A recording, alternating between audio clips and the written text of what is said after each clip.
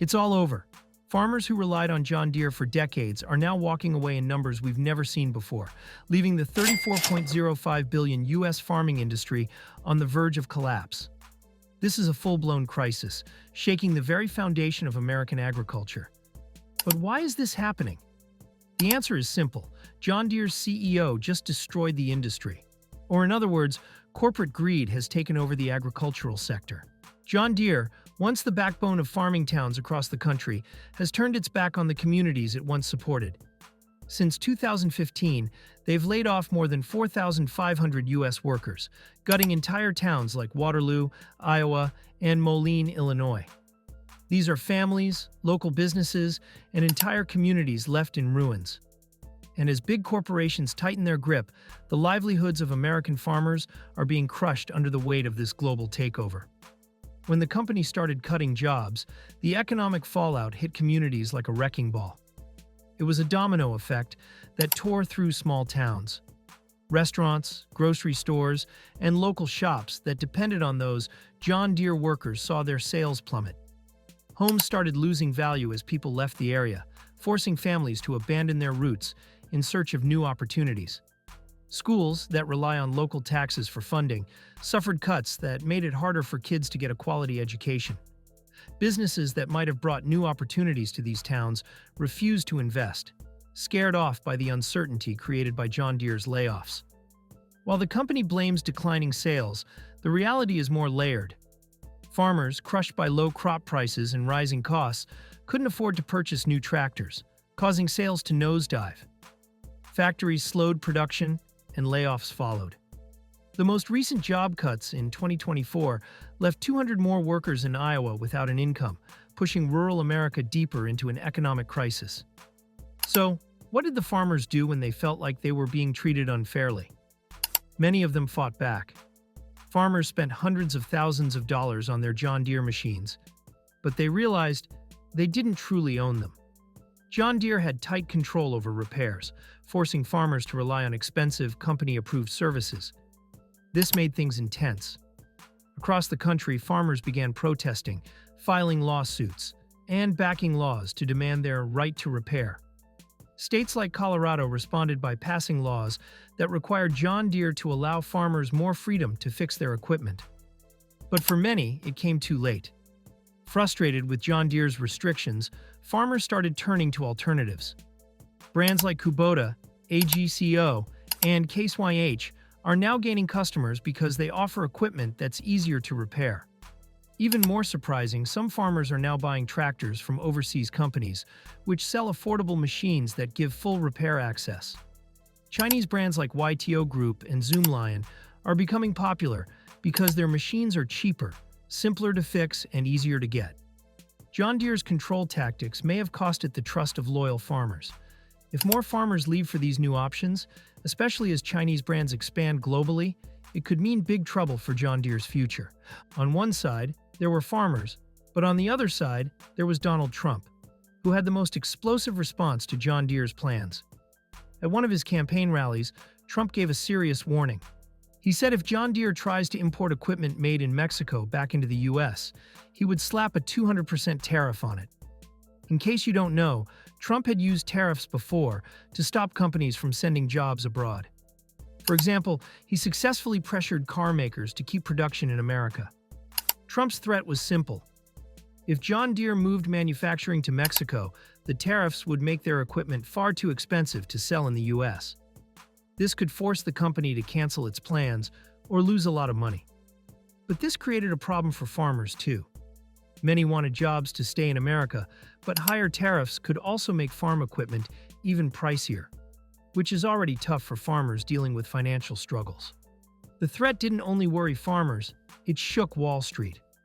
Investors feared that heavy tariffs could ruin John Deere's supply chain and hurt its business badly. John Deere's stock even dropped over 1.5% in after-hours trading after the announcement.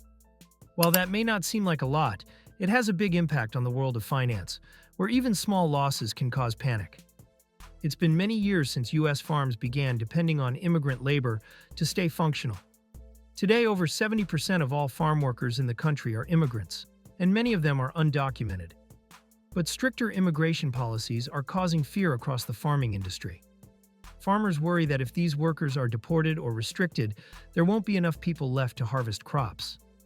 This is already happening in states like California, Florida, and Arizona. Some farms have had to leave crops rotting in the fields because they can't find enough workers. Without immigrant labor, hiring American workers would cost much more, driving up food production expenses. This situation also affects companies like John Deere. If farmers can't afford the workers to run their equipment, they won't invest in buying expensive tractors or machinery. A smaller workforce means fewer sales for Deere, hitting its profits hard. On top of that, crop prices are falling drastically. Since 2022, corn is down over 30%, soybeans by 24%, and wheat by 35%. For farmers already struggling, this is devastating. Many small and mid-sized farms are barely making it. To make things worse, countries like China are no longer buying as many U.S. crops. Instead, they've focused on growing their own food with the help of better technology and government funding. The thing is that the United States used to lead the world in agricultural trade, but times are changing fast. China, for example, is growing more of its own food. Other countries that used to rely on American crops are now turning to cheaper options like South America, Russia, or even China itself. This means U.S. farmers have to sell their crops at really low prices, often just breaking even. On top of that, the cost of things like fertilizer, fuel, and machinery has skyrocketed, making it even harder for farms to make a profit. Many small farms can't keep up, so they either shut down, sell their land, or join bigger farming corporations. If this trend continues, the future of U.S. farming is at serious risk. All of this is happening while extreme weather and climate change add even more challenges for farmers. If this keeps going like the way it is, the future of farming in the U.S. might not look like what we're used to. Instead of having thousands of family-run farms, a few giant corporations could end up controlling most of our food production. That's a big shift.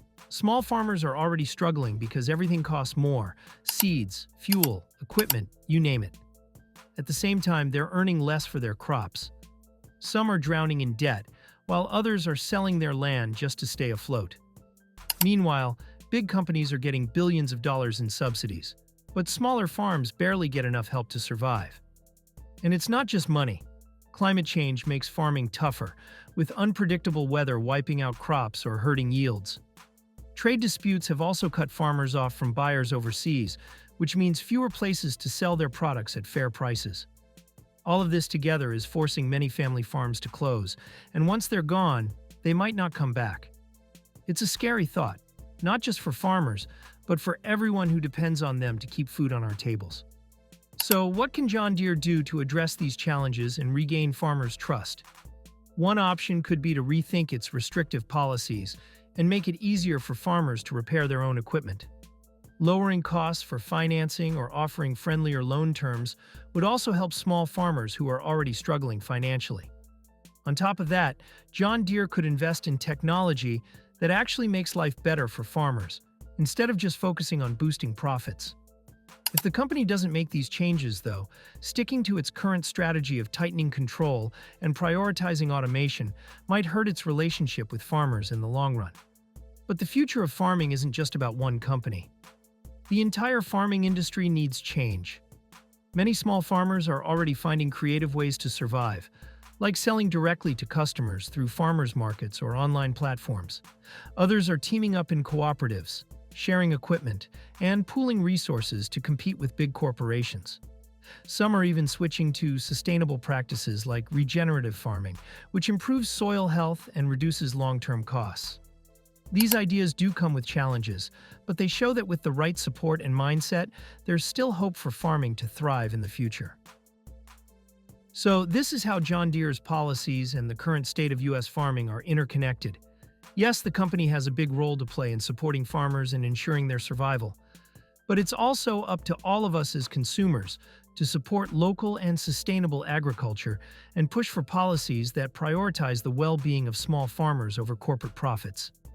Let us know in the comments what you think about the future of farming and what role we can all play in securing a sustainable food system for ourselves and generations to come. If you enjoyed the video, make sure to give it a big thumbs up to show us some support. And don't forget to subscribe because we'll be bringing you the latest updates on such news and much more. Goodbye.